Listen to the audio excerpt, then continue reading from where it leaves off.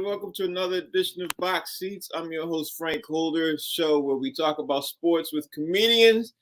And let's get ready to get the show started. We got a lot of stuff to discuss. My man Talent is in the building. T, what's going on, bro? How's everything? Hard work, brother. Hard work being this fly. You know what I mean? Yeah, I sure do, man. I had to get up super early just to be fly. Right on. I thought you was talking about me. Oh, okay. I was about to say, yeah, it's a struggle. My man Fig is also in the building. Fig, what's happening, bro? How's everything? You're both wrong. I'm the most gorgeous one on the show. Yeah, you can have gorgeous. We'll give you that word. Yeah. That's gorgeous and sexy. Don't forget sexy. We didn't even use that. You can have that too. We said fly. Right. Yeah, That's that's right. Mike Sean has decided to join us too. We ain't seen Mike all week. Mike, how you been? I'm good. I mean, I am adorable, but I mean, you know, I moisturize at night, and you know, I try and keep my complexion right and everything like that. So it's all good. So, and I missed y'all yesterday because I tried to get busy, like Talent and Roddy Perry be traveling and everything. Then I started traveling and didn't realize I wasn't built for it right now. Like I got to get my stamina up. Like the airport will wear you out, and next thing you know, you sleeping through the show. I was like, well, damn. Yes, sir. All right, but I'm back. I'm back in the game. I'm in these streets. All right, so let's get ready to get the show started. My man T, it's a question I had to ask you. I asked you last week. You know, you didn't seem like it's no big deal. Aaron Judge got 3 games left, bruh. He is in a hitter's slump. Seems. Are we concerned about Aaron Judge with 3 games left? He hasn't tied. He got 60 home runs. First of all, you talk to me like a sports show analyst. Don't talk to me like a Boston hater. You great Boston hater. How the hell you call a man that got 60 home runs a slump? I'm not talking. I want him to break the record. Nah, I'm not.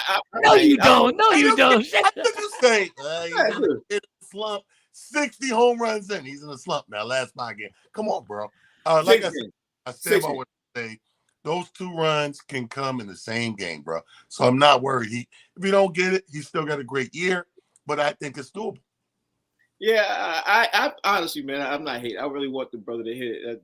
But Fig, do you believe me when I say that Aaron Judge is not in the slump? I mean, is in a slump, or you? What do you think? What's your take on this? Oh man, so it's been 3 games, Frank. It's not like he hadn't got a hit. It's been 6 games. He's got 3 Okay, games. all right, man. All right. For the Boston Red Sox fan, it's been 6 games that he hasn't hit a home run. Not that he hasn't gotten a hit or he hasn't gotten on base. It's been 6 games he hasn't hit a home run. That's not a slump. A slump is when you're not hitting anything. Right. When you're not getting on base. That's a slump. Not hitting a home run is not a slump. Yeah, I guess it depends on who you ask.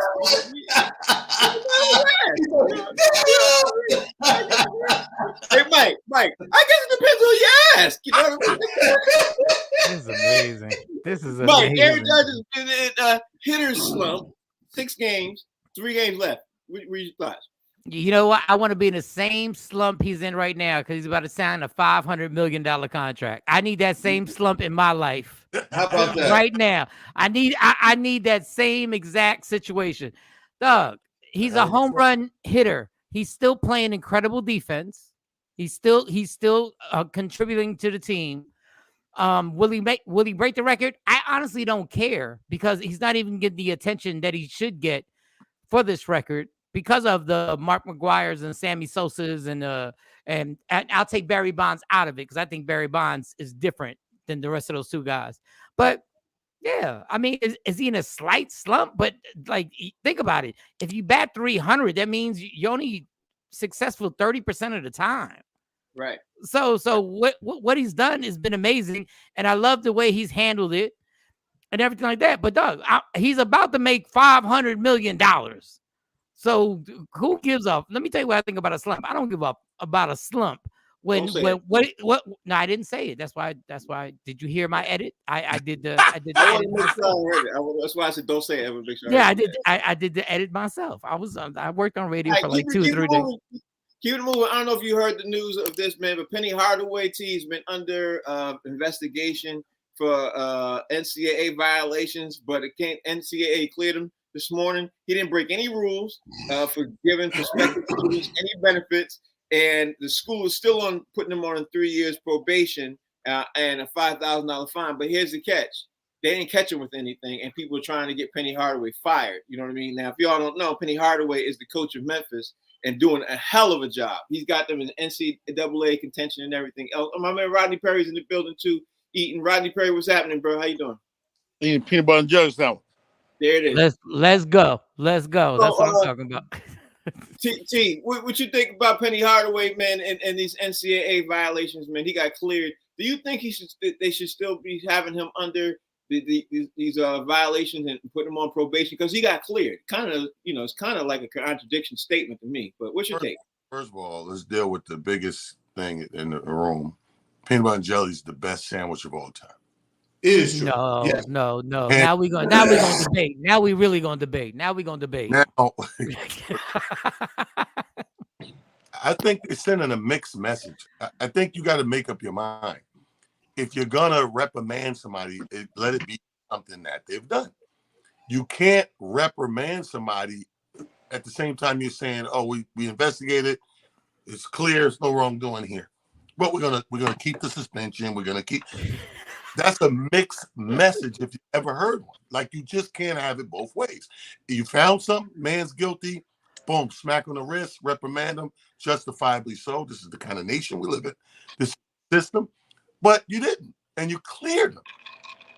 Once you say clear, that's what that means. Right. Clear to do what you want to go do. That don't make any sense, bro. Yeah, I think the same thing. I think Penny Hardaway is taking a whole lot of scrutiny, Fig, for something right now. I think maybe he's bringing too much attention to Memphis. Maybe I don't know what it is, but Fig, what's your take? First off, it's Memphis. We know what happens in Memphis. And number two, America, or let me reel it in. A black man is the only one that I know, by and large, that can be punished for a crime that he was found innocent of. Where did you do that at? Can y'all hear Fig? Is he sticking? Is he? You can't hear me? I hear you, but you. No, we hear you, but you're freezing. Yeah, but we hear you clear. We hear you clear. There you go. What I was saying is that, it just amazes me how you take a black man who hasn't been found guilty of anything, yet people can dish out a punishment. Right. Where? How you dishing on the punishment to somebody you ain't found guilty of nothing? They cleared them of all charges, but you still gonna punish them? Like, what are we doing here?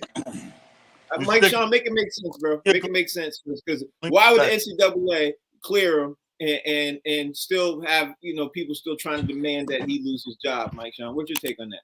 Because it's the NCAA. It's like when crooked cops try and bust people for things that they're doing wrong when you've been the criminal the entire time. Like, who needs to be investigated? The NCAA. Yeah. And they got the audacity to try and press Penny right now. But I've been saying this for years, dog. The only thing more crooked than the NCAA is boxing. That's it. That's the only thing more crooked. Like, the fact that these cats is coming at him and they said he was cleared. That means everything should be dropped. That means my lawyer got the judge to say he didn't do anything. Right. But the way college sports is, it's such a dirty game that they can continue doing this. But he probably pissed somebody off in Memphis. He probably did something that I don't mean did something in the wrong way. I mean, he probably had a strong opinion about something, and this is why they're not defending him. But that's the NCAA for life. It's been like that since day one.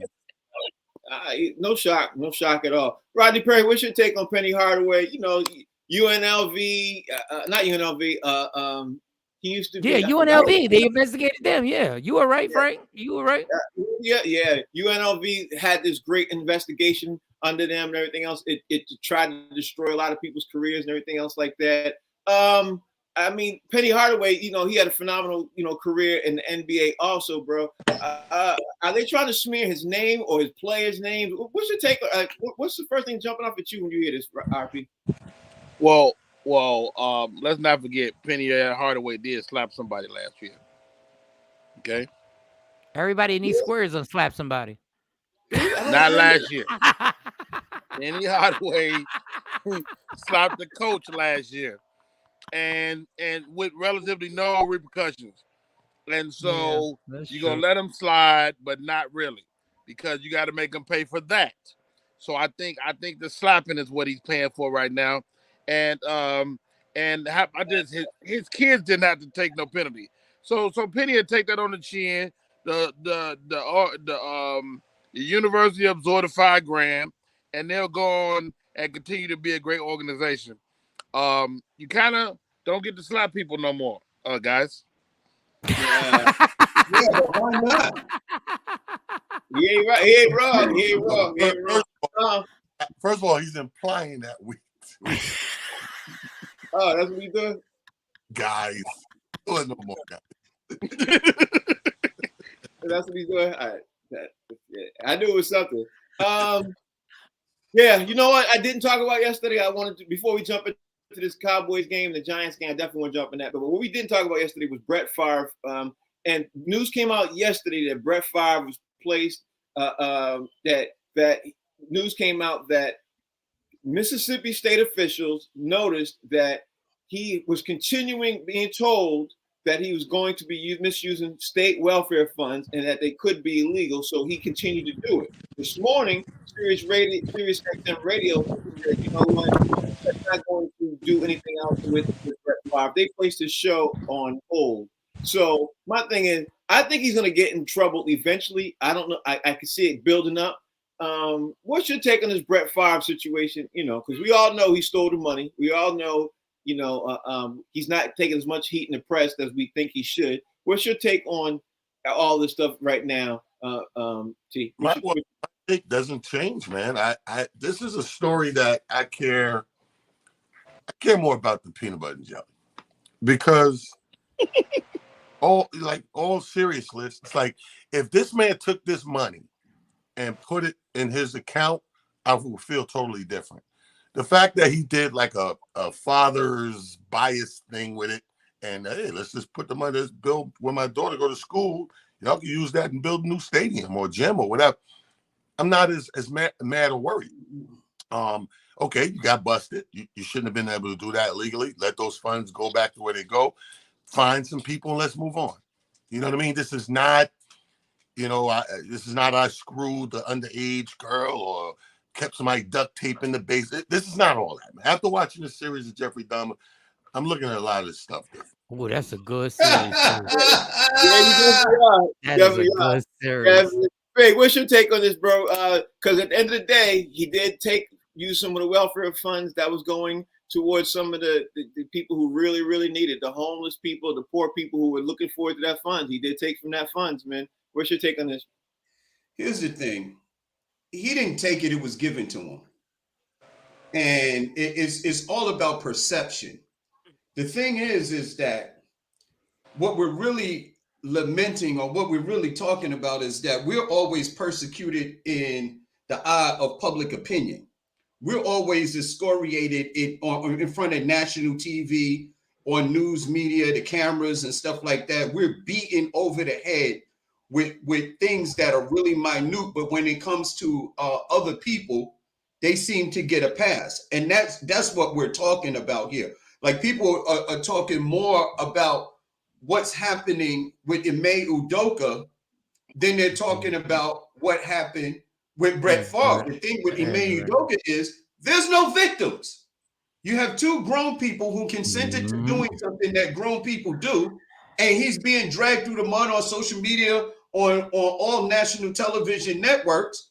But then you got a guy who received $5 million that's supposed to go to the poorest people in our country, and people are not talking about it. The most dangerous place to live for a black man in America is the imagination of a Caucasian, because they imagine that we're far worse than we actually are. And as long as we keep having these images bombarded on national TV of us doing things that are less than 100%, then that image is going to stay burned into the minds of the people who really just don't give a damn. Michael Sean, tell me what's your take on this, bro. How do you see it? Because Brett Favre should have his name more in the press. It seems like he doesn't. Everybody else around him has already pleaded out. Everybody else involved has already pleaded out and is getting ready to get sentenced. You know what I mean? What's your take on this? Brett Favre still hasn't even been charged yet. Well, what Fig said, I want to co-sign that. And I would normally be more animated about this. Like, I'd be more animated and be upset, but I'm flying this chick in and she's cute. So I'm in a good mood right now. And she gets here. What airline, Mike? American. And she. Hi, my name is Mike. Fly me. So normally I would be more upset over this than I am right now because I'm in a pretty good mood. I'm a Pisces. I like long walks on the beach and stuff like that. But and you just watched Jeffrey Dahmer. And I just watched the Jeffrey Dahmer. Listen, man, the hypocrisy will continue forever. ESPN, if this guy would have been Warren Moon, not Brett Favre, who had been part of this same situation, we'd be hearing about this story every day at the top of First Take, FS1, and everything like that. But we're not, because Brett Favre is already the golden child. And matter of fact, the funny thing about Brett Favre is all the other stuff he's done that he got away with. Like all the other sexual harassment stuff that he got away with. And everybody's letting that slide too. Look, I'm tired of, like, I'm not talking to y'all when I say this.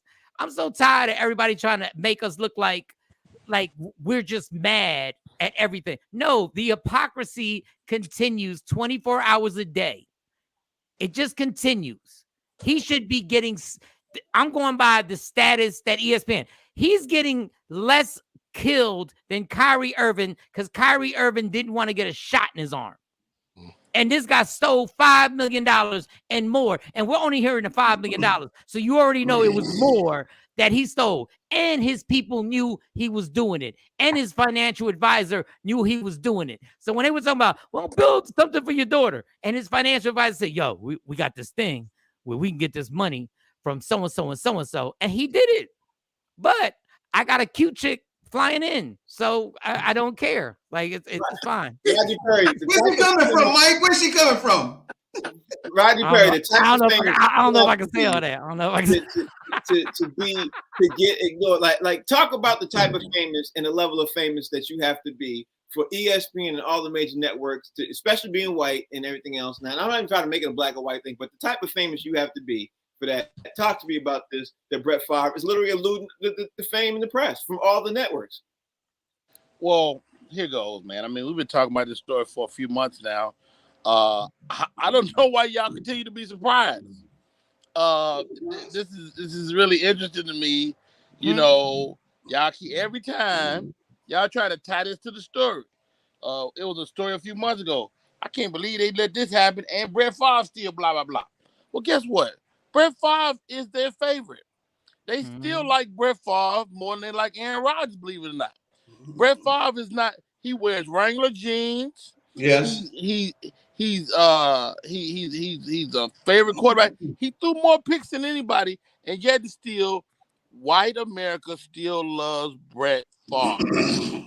Okay, so I mean, I would like to believe that Brett is going to get his just desserts, but how about this? All he got to do is get the money back. He can eat off the interest and let it sit in his bank, and still be fine. So, he can always say he didn't intend for anything bad to happen, which is what he's gonna do, and he's never gonna be looked at as a Ime Udoka or anybody else black. So let's not compare it to that no more. Do I want to see Brett at the very least get his money back? Absolutely, but he may not have to do that. Yeah, that's be a scary. Possession is 9/10 of the law. Yeah, that's a scary thing. T, your New York Giants came in last night. Your New York Giants ended up.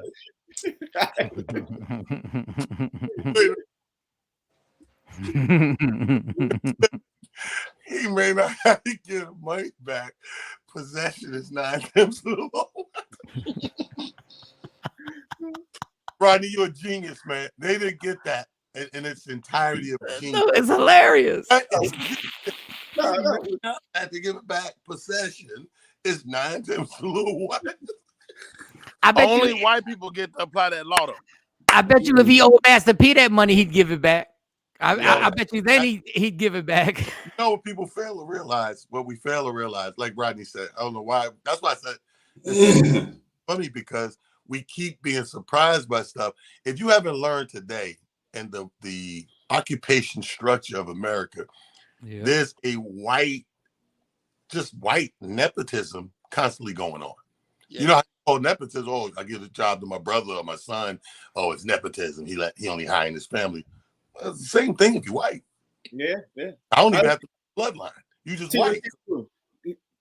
Let's keep moving. Talk to me about your New York Giants losing last night, Dallas Cowboys. Talk to me about, even though they look good, I ain't gonna listen. I don't watch too many New York Giants games. So talk to me, tell me. Me and you are homies. Does Daniel Jones normally look like that, or was that a mirage? Tell me what you thought. No, I actually, the Giants, they played very well on one side of the ball. The defense held up their end of the bargain to me. The offense kept suspect and just couldn't capitalize on a lot of those drives. And they would make the small plays, but not the big plays. Like, in other words, you could do a first down, get 18 yards, but then you got a 3rd and 3, and your ass gets stumped. That always was my. But the penalties killed him too. The penalties killed him. Greatness from either team. We've seen good defenses battle, and we've seen Dallas pretty much just capitalize off of more than the Giants were able to capitalize off of. It was actually boring. Oh, okay. You said boring. That's amazing. Yeah, I actually, the first half, it was so much not going on in the first half, right? Yeah, they were battling field goals and missing some of them. Yeah, that's true. There was a lot of field goals. You had a football game. Yeah, I say that. As a former New York Giants fan, Fig, does Daniel Jones normally play like that? And then we they're gonna get past it. Here's the thing. Daniel Jones looked halfway decent yesterday, and I've been saying this forever. The kid has been in the NFL for about 5 years, and he's had about 4 or 5 head coaches, which is absolutely ridiculous. This one that he has now is really good. I like this coach. I like the play calling. The thing is that they still have yet to shore up the offensive line. This kid, he must have been sacked maybe 8 or 9 times last night. I mean, he can't stay on his feet. If they could give this guy a couple of minutes to throw the ball, and keep the offense out there. Here's where your defense fails. When you keep doing 3 and out, 3 and out, 3 and out, 3 and out, eventually, even if you got a good defense, they get tired. You know what I mean? So you need in football is the one thing you need a perfect balance between offensive and defense in order to win a game. And because the offense is so anemic, even a decent defense looks horrible. It just is what it is. They couldn't stop anybody by the end of the game, and that's when Dallas went on their run. That's when they scored the last 2 points in the second, I believe, maybe even the fourth quarter. By the time the Giants defense got tired, it was easy to score by then. It's very interesting. As a former resident of Dallas, are we going to be looking at a QB controversy, bro? Let me know. What you think, Mike? Hold on, I'm tracking her flight. I just want to make sure she took off. I know she's got to be over 18. No, she's in the air now. Let me just say something about the Giants. Like this, when I talk about organizations and general managers who never get put on blast. It's been 4 years you've been trying to get this offensive line together, and you still can't. Daniel Jones is a good quarterback, but we'll never know because even in the shotgun, these dudes can't block any. No, they couldn't block the field goal. The field goal got blocked. They can't run block. Poor Saquon Barkley has to get the ball and make a cut immediately when he gets handed the ball to avoid somebody who's already in the backfield. Yeah, I just don't understand Jason Peters plays for the Cowboys now. He used to play for the Eagles, offensive lineman. Like, if you have a poor offensive line, wouldn't you have reached out to Jason Peters and said, let's give him a try? Let's see if he can help it out. But it's not Daniel Jones. It's not Saquon Barkley. But this is the crazy thing about Daniel Jones. This is why I would never want to play quarterback. After he runs for his life, Sterling Shepard and the rest of the receivers drop the ball. Like, now, y'all, the kid was running for his life, and they were dropping passes. And then the offensive line was so bad that on a 3rd and I think 8, it was a false start. So now you can't block, and you're going to give me a false start to make sure this whole drive is a wrap, because now it turns into 3rd and forever. Man, I'm disgusted. And Dallas is not that good. I promise you, Dallas is not that good. Like, I hate to say this, but the Eagles are the class of that situation right now. Dallas is not that good. Okay. Like, I don't even understand. I don't know how to draft people. I don't go to colleges. My job isn't to go to colleges and see offensive linemen to see who can play. But it's amazing how other teams can have 4 or 5 years to build an offensive line, and you've had 4 or 5 years to build a line that's still horrible. Horrible. All right, and that's one take. But coming out of Dallas right now, bro, and obviously ESPN is jumping all over this. There's supposed to be some kind of quarterback controversy brewing, because that's what basically the ownership of Dallas, that's what that ownership of Dallas wants. They want a QB controversy right now, because their QB, their new QB, he's played 9 games, Rodney Perry. He's only lost 1. So out of 9 starts, you got one loss. Is there a QB controversy? Should Dak Prescott be on the bench for the rest of the season? No. Dak Prescott will be back in 3 weeks. There is no controversy. The defense has stepped up in a major way. The Dallas defense has stepped up. I watched them 2 weeks in a row. The defense has been Johnny on the spot every time that they could be. And so, I mean, of course, the Giants, aren't looking their best right now. But I like Saquon Barkley. I mean, I think he carried the ball well for them. And it's the same thing we're hearing out of Cleveland. Run the freaking ball, man. And I think that matters. You have to run the ball if you're the Giants. And you can't even fake like you're passing. Right. And you just got to run the ball down their throats. And that will open up some play action passes and things of that nature. So I think we'll see some movement as a result of the Giants, but Dallas ain't done, man.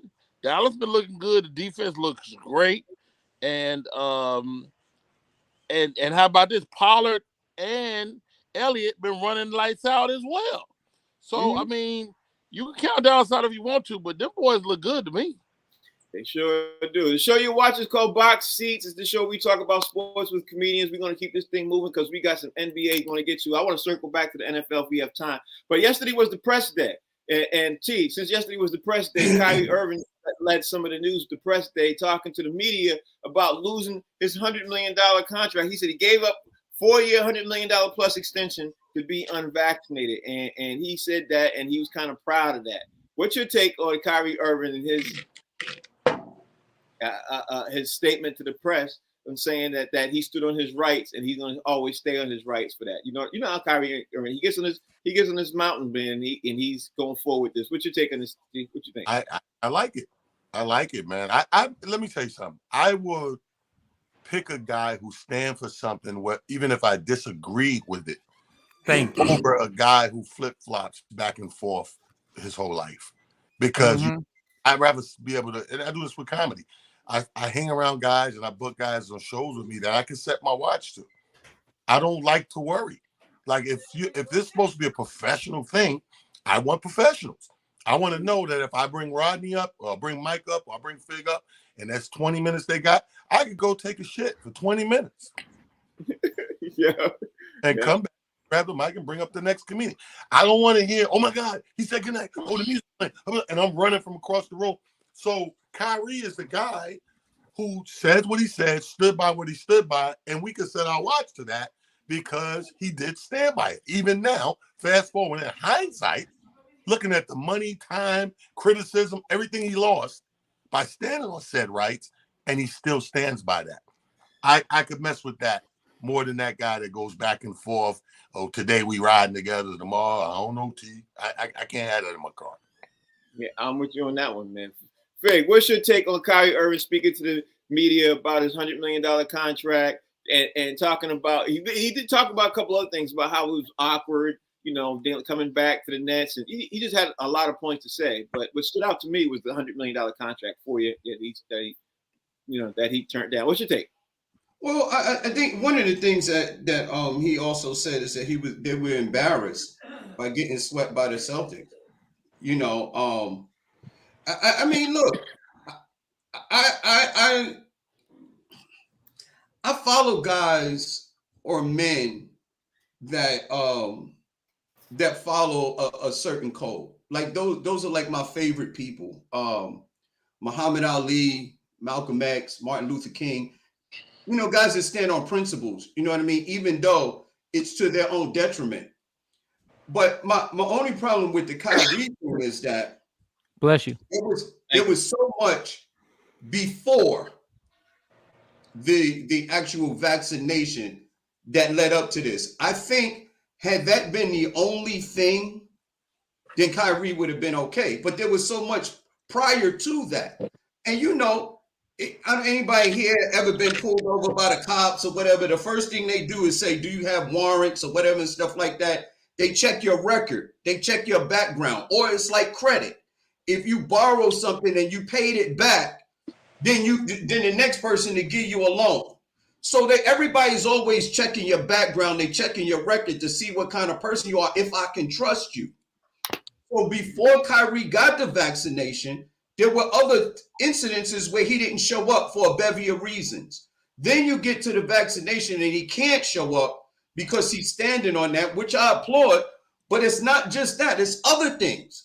And that's why you lost your $100 million contract. It just wasn't this one incident. So that's the only place where I push back. Although I support his decision to do what he did, it wasn't just that. That was destroyed. It broke the camel's back. Michael Sean, talk to me about your thoughts on Kyrie Irving and all the points he said, because he did bring up a lot of points yesterday. And I know you happened to see the clips. What's your take on Kyrie Irving and talking about the vaccination, the awkwardness of the Brooklyn Nets, the team chemistry? Just it seemed like he deflected a lot to me. What's your take, Mike? It's the media, and we're part of the media. So I don't want to separate us because we're part of the media doing this show. But the media sets a certain narrative about a person, and they all join in on it. He's not the only one who's missed games. Kawhi Leonard has missed more games than him. But we don't have that narrative about Kawhi Leonard. Like, this whole thing, I mean, I understand what he said. He lost a $100 million contract and everything like that. But it's this narrative that is presented by the media that says that this is the problem child. He's the problem. He's always been the problem. Now, we don't bring up the fact that Cleveland doesn't win a championship without him. We don't bring that up. We don't bring up that if he had not been injured, LeBron probably has another chip. No, we just bring up that he's not there. He's not available. Like, to me, it's like the most unfair thing. But when people get paid that much money, nobody cares about how you're being talked about unfair. Nobody cares about that. And the fact of the matter is, like, Kevin Durant's getting away with murder right now, but that's a different subject for a different time. But Kyrie Irving is the villain. So he's been painted as the villain. Just like, and we forget, AI was painted as the villain too. Allen Iverson was painted as the villain too when he was in Philly on the practice situation. So it gets kind of unfair. But because when you make money, people don't care it's unfair. People just go like, well, you make a bunch of money and you live a better life than I live, so I'm not going to care and defend you. All the other narratives are just something that the media, it's like watching a soap opera. They create it and they keep it going. Rodney Perry, Kevin Durant brought up the name yesterday about accountability, and he was taking blame for a lot of things that happened last season. He said we all need to be accountable. Then they show Kyrie Irving, and Kyrie Irving was not accountable about anything, and you know, he was deflecting a lot with all the questions out. Do you think that accountability is the problem with Kyrie Irving, or not accountability? What's your take on this RP? What you look at? I mean, you know, I mean that's a great point. It is an accountability. I mean, look, man, Kyrie made a tremendous stand that won't be recognized for many years to come. And when you look back at COVID, you'll be looking back at a guy that was willing to stand in the face of everybody and say, "No, not me." And that in itself is very powerful. But he should have played, right? He should have played. His team needed him, and he caused that team to ultimately implode. Can they recover? That's the question. Can the Nets recover? I mean, as you asked the question yesterday, can they even make it another step with a Kyrie Irving? We don't know. So it's a tough call right now. We expect more out of Kyrie, and as he is go inside, crazy dog. Yeah. As we expect more out of him, we seem to get less. So I'm a fan. I would like to see him be on a squad where he can flourish, and COVID is a fond memory. So I think we're going to see him be the greatest Kyrie he can this year. Frank, can I just say one thing? Yeah. We blame Kyrie more for what he did than James Harden bailing on all his teams. Yeah, but that's a whole nother conversation. Yeah, but what I'm saying is the guy stood up in front of the press conference and said what he had to say and said, I'm not doing this, I'm not doing that. James Harden literally bailed on all his teams. Yeah, I'm not denying that. We can go down a list of things that people did. We can go down a list. I'm not denying that. You're absolutely right. The Los Angeles Lakers also had a press day too, T. And the Los Angeles Lakers said that they need to prove themselves. Anthony Davis came out and said we need to prove themselves. Anthony Davis is the one who came out, and they all got T-shirts that say they got a chip on their shoulder. I even saw a funny meme saying, "Hey, Anthony Davis is about to be out 46 weeks with a chip on his shoulder." I thought that was funny. And now his shoulder hurt. Now his shoulder's hurt. Now his shoulder hurt. But the Lakers now are all getting, you know, LeBron ended up speaking about accountability. LeBron got up on top to talk about this too. I saw it on NBA Today. He said that accountability. We all need to be accountable. We need to be accountable. They got on something to prove themselves. You looking at the Lakers this year? Anything different than last year, T? What's your take? Yeah, Anthony Davis, he's gonna be out 4 to 6 weeks due to an injury due to a chip on his shoulder. Here's the reality that we don't really talk about. We get so competitive, we get caught up in my guy beat your guy, right? But what we're really missing is the big point. The bigger picture is these guys are pretty embarrassed. Yeah. Yeah. These are not small ego guys. These are guys in contention for the greatest of whatever that category is. You know, Anthony Davis, greatest big man playing right now. You know, LeBron, greatest of all time. Like, this is a team full of those guys. So these guys' egos, they have to come out with a mantra. That's the mantra going forward, because we have to divide and divert. So the diversion is, this is our new mantra. Yeah, something to prove, chip on the shoulder, all that, to get you rehyped, because the actuality is you are the embarrassed team of the league this past year. Right. You are the team that's so-called stacked the deck. You got the so-called greatest player playing. You got the greatest big man. They went and moved mountains to get him to LA. You got these things you wished for. You got these ducks in a row. You know how we always talk about, man, when that team get their ducks, they got it. And they still didn't make it to the playoffs. They are embarrassed, Frank. So all that mantra stuff, and we got some T-shirts printed up. I got some T-shirts printed up too. Get mine, because I'm winning. I go to the playoffs every year. I hate it. There you go, T. There you go, T. My man, T. Fig, what's your take on this, man? Let's look at it like this. The The Lakers are claiming they had a lot of disruptions. They had a lot of things go wrong. They were saying, I know you all heard it. You heard everything they were saying. What's your take on this, man? LeBron says they now have a chip on their shoulder heading to the season. They got T-shirts made. AD came out and said the same thing. Actually, he's leading the charge. What's your take on this, Fig? The Lakers got chips on their shoulders, but what they really need is a time machine. They need to go back in time and get younger. That is it. That is it. I don't know why people keep acting like this. Look, the name on the jersey doesn't win games. You got to be young. You running up against a bunch of young horses. You're too old. Your body doesn't recover. There's nobody. You know what the Lakers did? They did the same thing the Knicks did when the Knicks got Carmelo Anthony. They got a big time player in Anthony Davis, and they gave away all their youth and all of their future. Now they have no youth and they have no future. And you're wondering why you don't win games. Because when that one guy gets injured, who was injury prone before they went and got him, when he gets injured, the whole team falls apart because he's the team. He really is.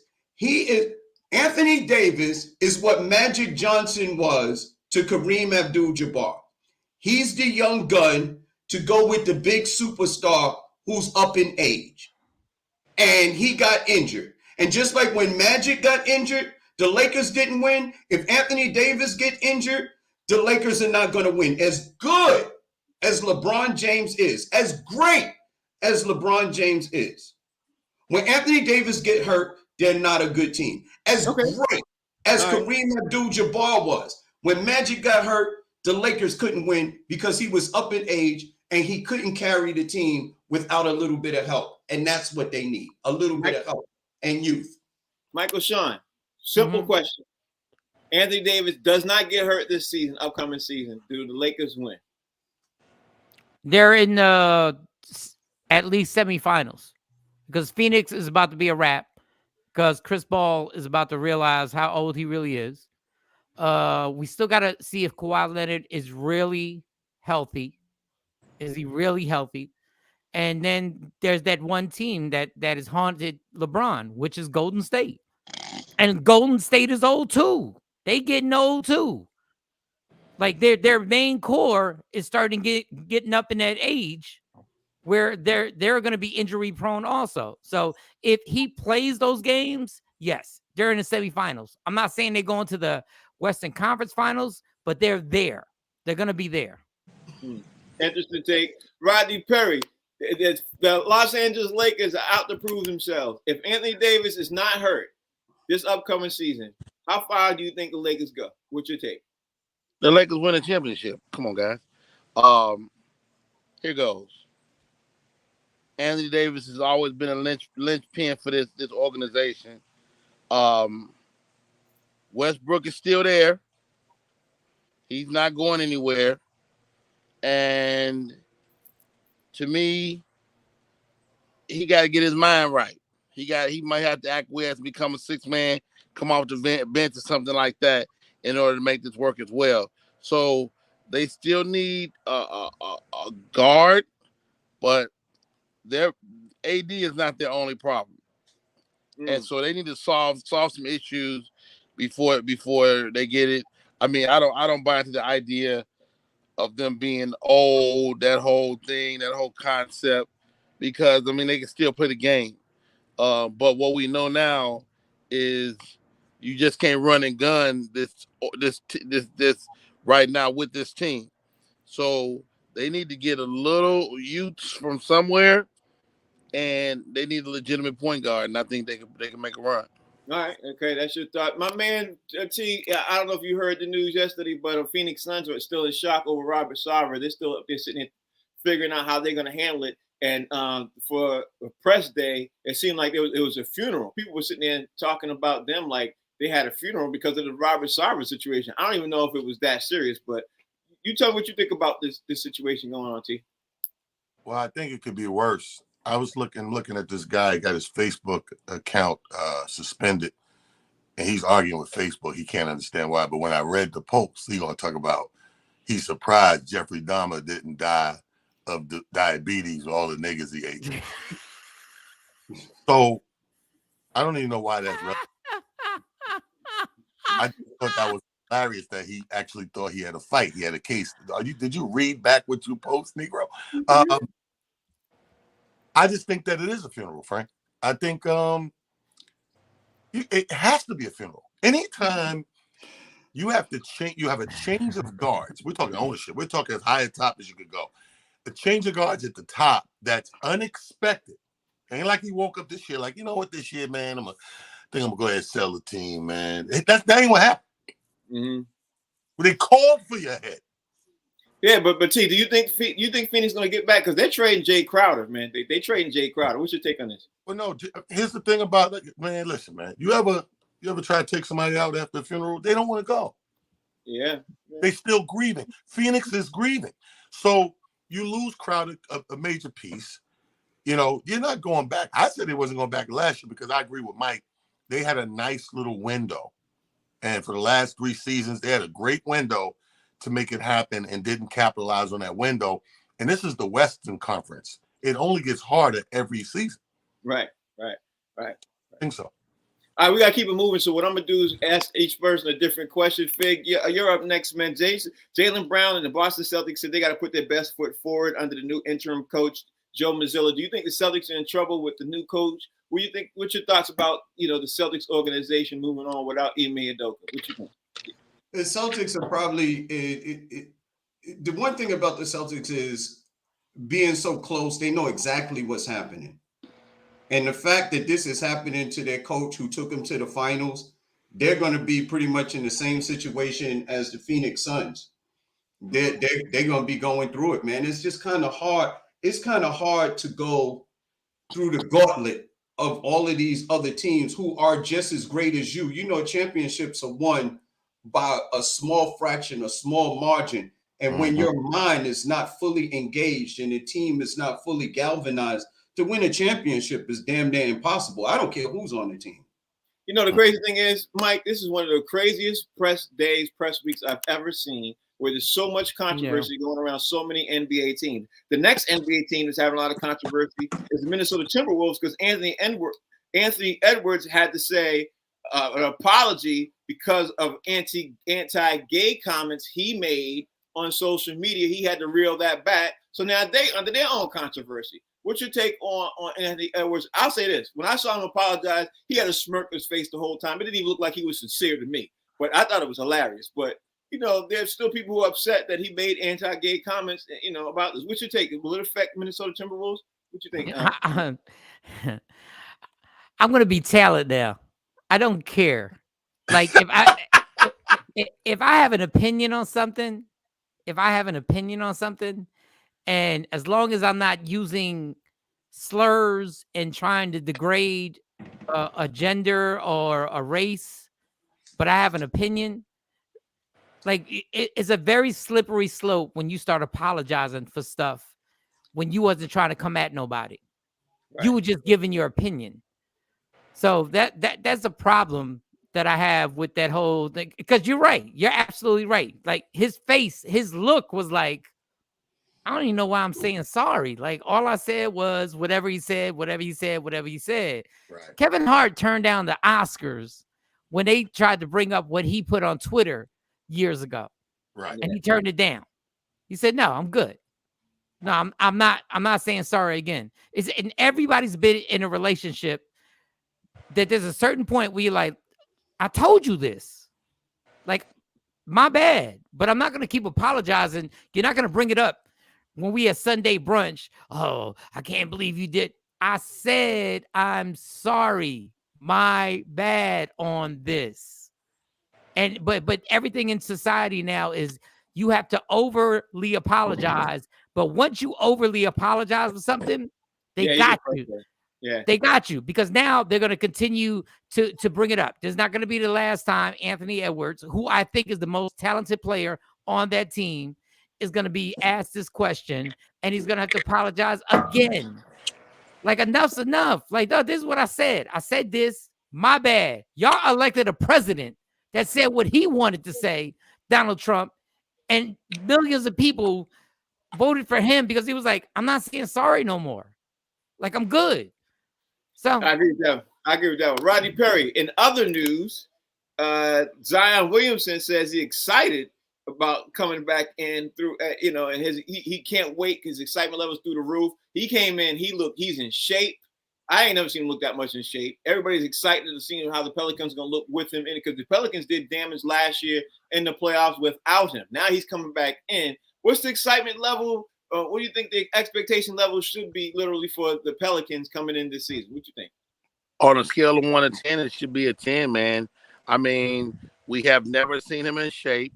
We have never seen him not in a in the line for the food. And so to see him in New Orleans without a bowl of red beans and rice is remarkable.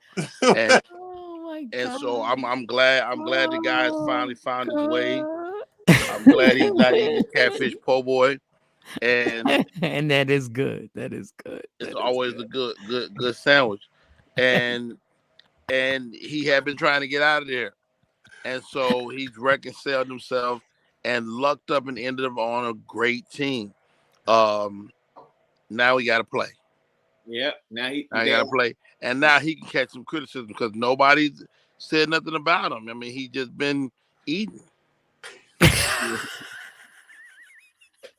On that note, let me ask you all, guys. Look, let me just say, you shows you watch his box seats tomorrow. I don't know if you guys have paid attention to this, but John Wall had a huge couple of years. Like his last couple of years, I read a huge article on him. I want to discuss this article with him tomorrow. John Wall and Kawhi Leonard are now on the same team, so I want to discuss the Clippers' chances. We're going to go with the rest of the press day of the NBA. We got to finish talking about some of the NFL teams. Like we have not, I repeat, we did not talk about, we didn't talk about the Bears.